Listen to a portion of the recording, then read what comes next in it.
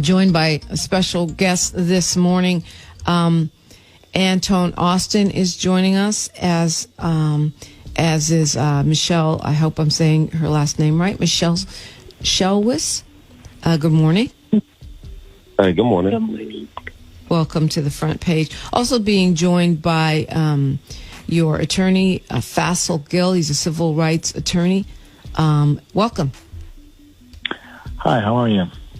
Good. Thank you for coming on. So this is a story that we read about. At least we talked about it some on the show. Actually, a lot of people called in. So I'll start with you, Mr. Austin. Explain what happened from your perspective as much as you can say at this point. Hey, good morning. Well, it was just a case of one of my neighbors called the police in response to like a restraining order violation that was happening to her from her ex-boyfriend. And I didn't know what was happening. I came outside to pick my trash cans up from the side of the street, like we normally do. And the police, when they pulled up on the scene, turned off their sirens, turned off their lights. At the time, I didn't know what was going on, but they made a U-turn, and we got access to, like, the 911 call and the body cam footage from the scene. And then the body cam footage, we saw a police officer, when they pulled up, he saw me outside and was like, one of the guys said, "Is that the guy?" And the other guy says, "Probably." And then they get out of the car. The guy gets out of the car, walks up to me, and I'm like I said, I'm taking my trash cans up to the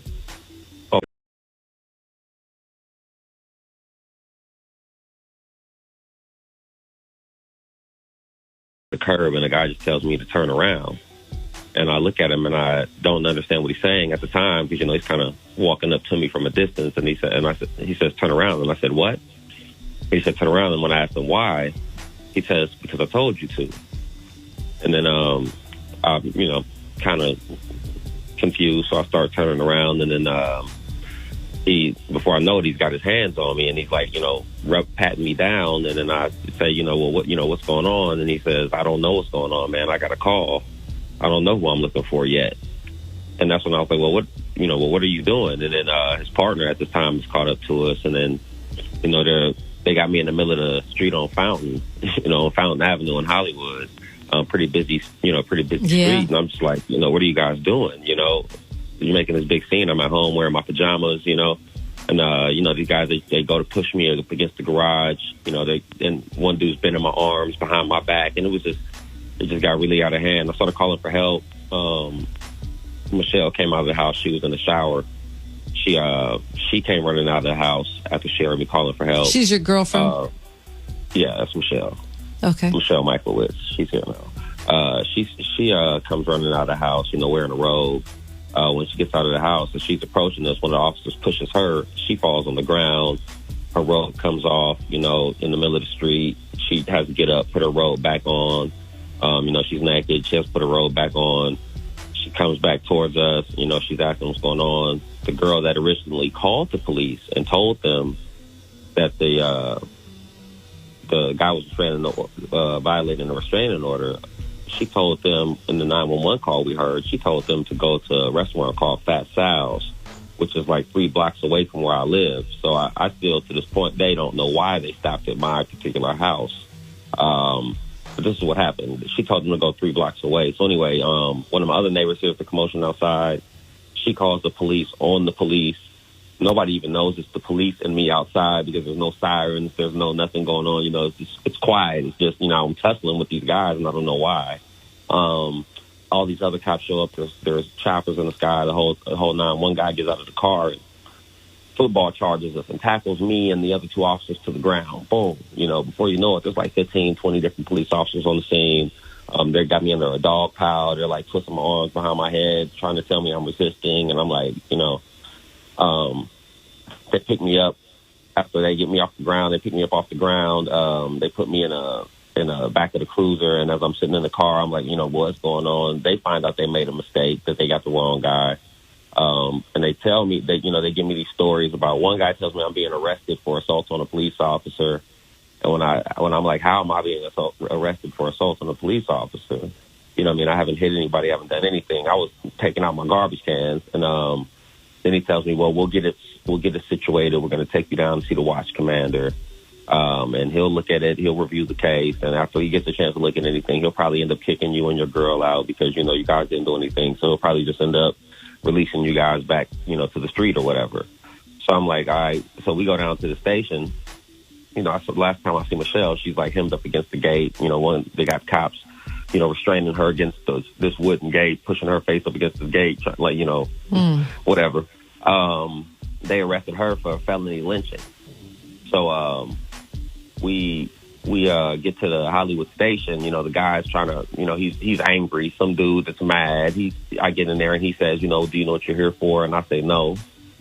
He's like, come on, man, just, you know, some video thing where a guy talks to you and asks you if you know why you're here. And I told him flat out, I don't know why I'm here. And he wanted to force me to say that I knew why I'm here. He says, no, just say why you're here. It's not an admission of guilt. And I said, man, I don't know why I'm here. So then he gets upset, puts me in this holding cell wearing handcuffs. You know, I'm in a locked holding cell wearing handcuffs, bleeding. It's cold. I got a little dirty T-shirt. They didn't smash me on the ground with a little dirty T-shirt, you know. They got Michelle out in the hallway. And the station's so small that you can, like, see everything that's going on. And they were watching the footage of the incident, you know, and they're laughing at it, the footage, all in front of us, you know. And it's like at the time, I don't believe the officer that was involved knew I was in that holding cell.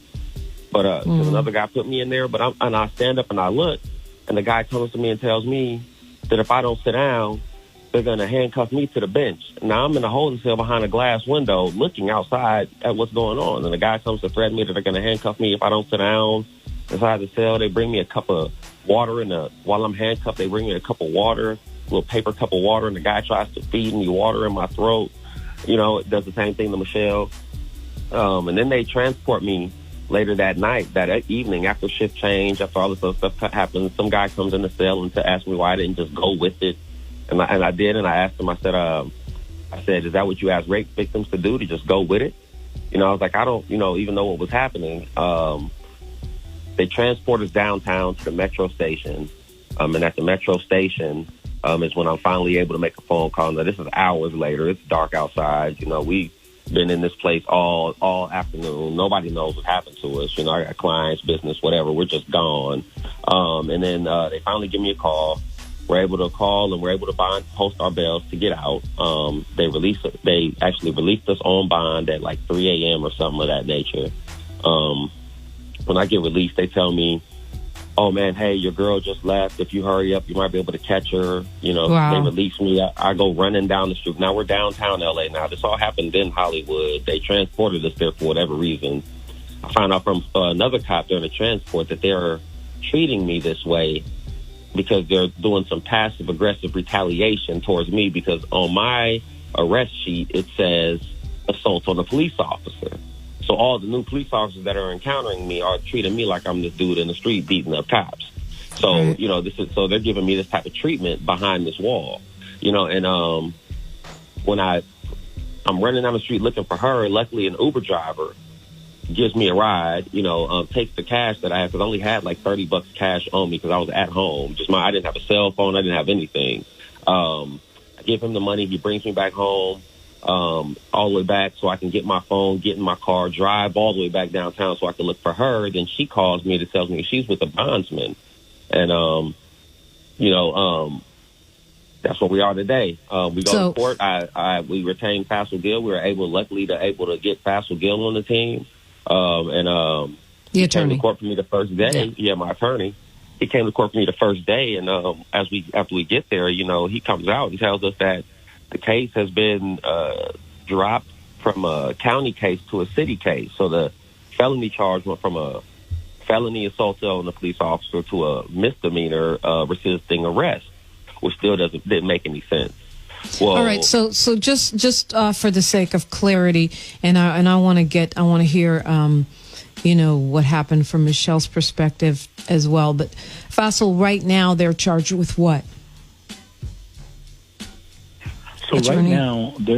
Right now there's still charges pending in the city attorney's office. We're trying to figure out where, basically resisting arrest. They dropped the felony charges down from assaulting a police officer to resisting arrest.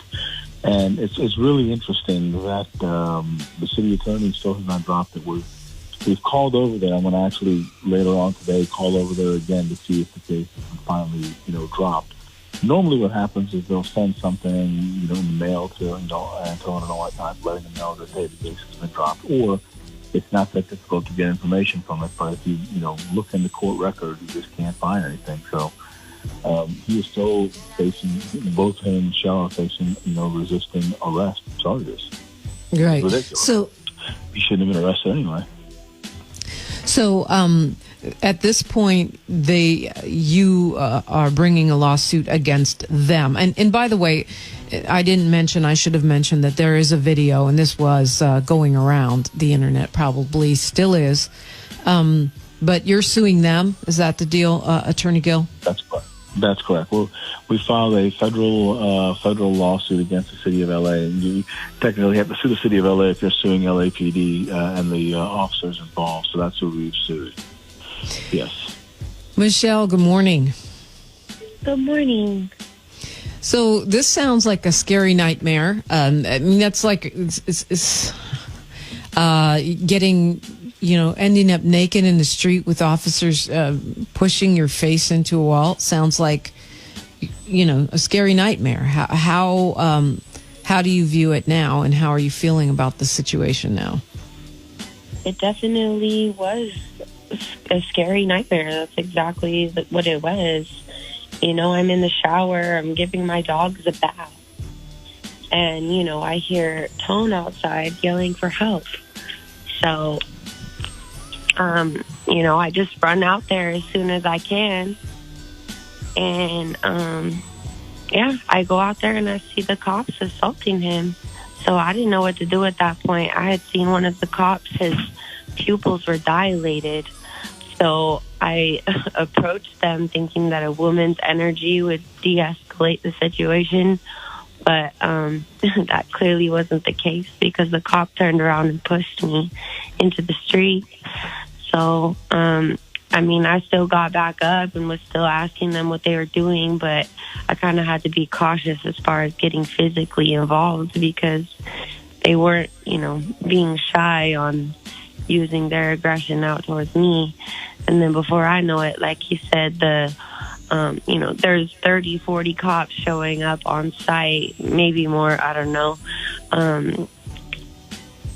taking me into handcuffs, dogpiling Antone, and it was just, it was surreal, and it still is very surreal. Yeah. Are you guys feeling traumatized? I mean, it seems like a dumb question, but just explain how you are feeling.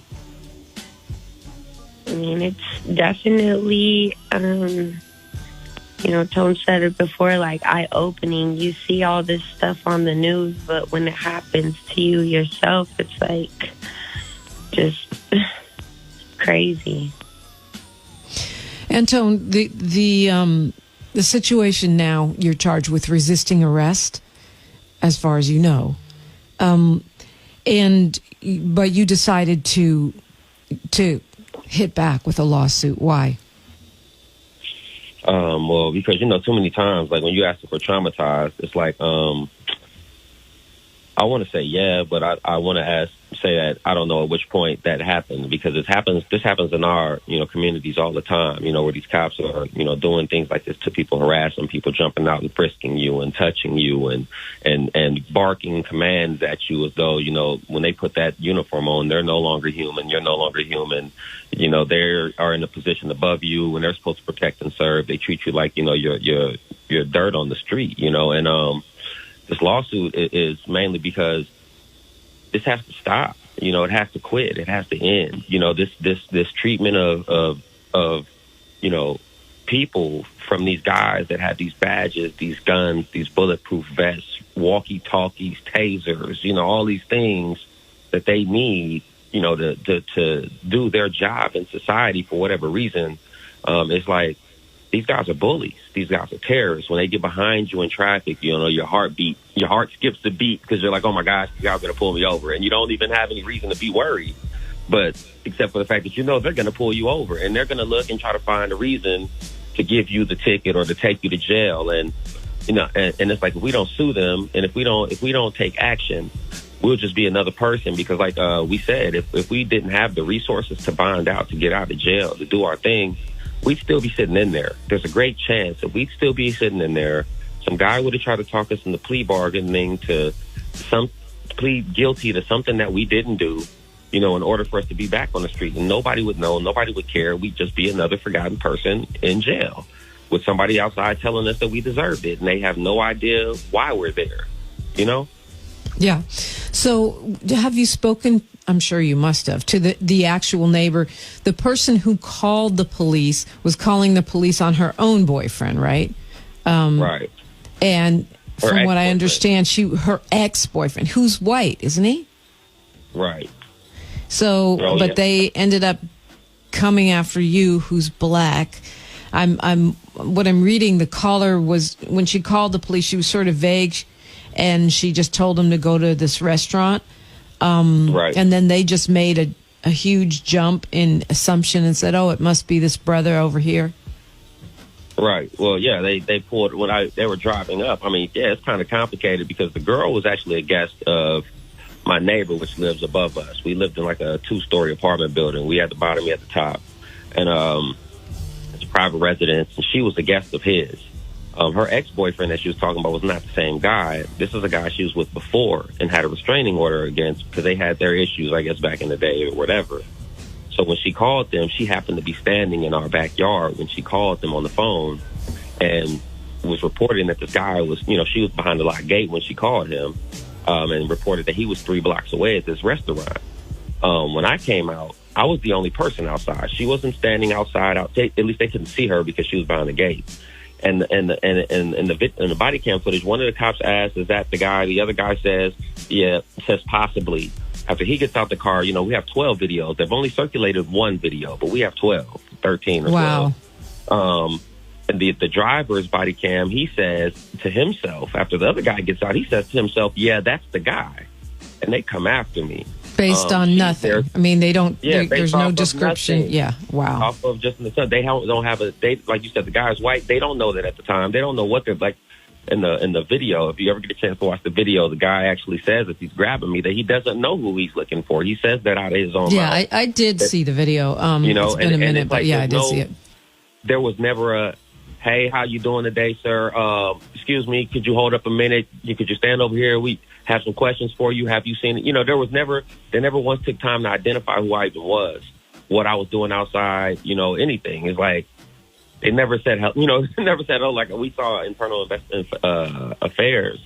It's been 2 years since this happened, by the way. And it's like, even to this day, no cops, no police officer, no sheriff, nobody has stopped to say, hey, we made a mistake. Are you guys okay? Sorry about what happened, anything.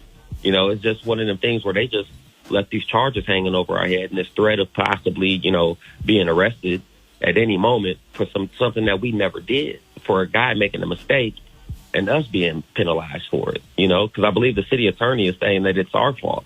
Somehow we're the reasons that we got arrested, rather than so saying, explain hey, that, Attorney Faisal Gilt. What is happening with the city attorney? Are they saying that it's their fault that they were arrested? And Charles from 1-800-UNITE US is inboxing me, and he's saying, when is there a certain time during this conversation when police have to tell you you're under arrest? So yes, ironically or not ironically, just surprisingly, in their legal filings, the city attorney, the city of Los Angeles, is saying that it's Antone's fault that he got arrested, and Michelle's fault that they got arrested. And the only thing I can assume from that they mean is that, that when the police were arresting him, he should have, as the police are saying, just should have gone with that. So it makes absolutely no sense how it's his fault, and it's not his fault at all. The worst part of this whole thing is not only that they, arrested him for absolutely no reason, but the perpetrator, the person who was, actually was called on by this neighbor, he stood there and watched the whole thing. He stood there and watched Tone get arrested, get Michelle get arrested, and watched the entire thing as the neighbor came out and said to the police, "You have the wrong guy." And even after the neighbor came out and said, the person who made the 911 call came out and said, "You have the wrong guy," the police just did not listen. And to answer the person's question, yeah, the police told them what they were getting arrested for as they were putting him in the car. But again, it didn't make sense to tell him because he didn't know what he did wrong. He was just taking those garbage cans back in. I think she was meaning in the beginning, are they supposed to tell you that you're being arrested or being detained right when they approach you from the beginning? Right? Well, yeah. Or at what point do they have that obligation, if ever? Yeah, well, that's an interesting thing. I mean, they should tell you right from the beginning what they're arresting you for, but and normally they do. In this case, they just didn't even know, and they said they didn't know. And Tone said, "Hey, why are you arresting me?" And the guy said, "I don't know yet." I mean, that's the crazy part of this whole thing is that they admitted they didn't know why they were arresting him. They just wanted to arrest him. Yeah, I mean, it's true because it's kind of a no-win situation. I mean, if a cop randomly comes up and just starts, putting your hands behind your back and you have no idea what for, of course you're not going to want to go along with it. But they can always say you're resisting arrest. And I feel like now when we see these tapes, the cops like to say, stop resisting, as if they're putting into evidence the fact that you are resisting. My own dad was arrested for resisting arrest when police just decided to come and give him a hard time. And then he was talking back. So, because that's what we do in my family. And they arrested him for resisting arrest and put him in Rikers Island. I mean, what can you do? And what should you do? Well, that's the crazy part of it. And one of the things that Tone was faced with at that time is, look, if you resist too much or if you actually try to, fight back, you run the risk that the police will escalate the situation and either tase you or potentially shoot you. Right. That really, it's a serious risk. It's not something that's just, theoretical. It is a serious risk. And I really have to give, a lot of credit to Tone for keeping his, head about him and not really making any sudden moves that seem threatening to the cops because you don't know what could happen. And that's why people have the, quote the talk where it says, hey, if the police are arresting you, just kind of go with it, get arrested, and then we'll fight later. It's not like on TV where they read you your rights and they ask you a few questions and they read you your rights. It's not like that at all. I wish we had another hour to talk about this, but we don't, unfortunately. And so I want to ask you, Antone Austin, after this experience, going outside, taking out your garbage, and then ending up under arrest and charged with resisting arrest, and your girlfriend charged with lynching of all things. What do you want people to do? What is it that you want our listeners to help with or know?